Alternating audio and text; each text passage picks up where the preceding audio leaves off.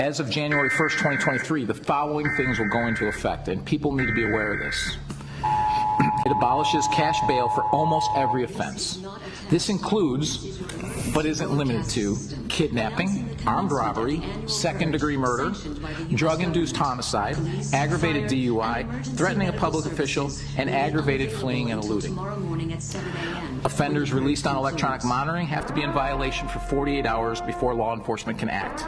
They could almost drive to Alaska before we can even look for them. It denies victims their constitutional rights. And keep this in mind, businesses and homeowners. Officers will no longer be able to remove trespassers from your residence or your businesses. Someone could decide to live in your shed, and all we can do is give them a ticket. You have to decide what level of force is required to remove them and whether or not it's legal. This is a massive threat to the residents of Orland Park, Cook County, and Illinois.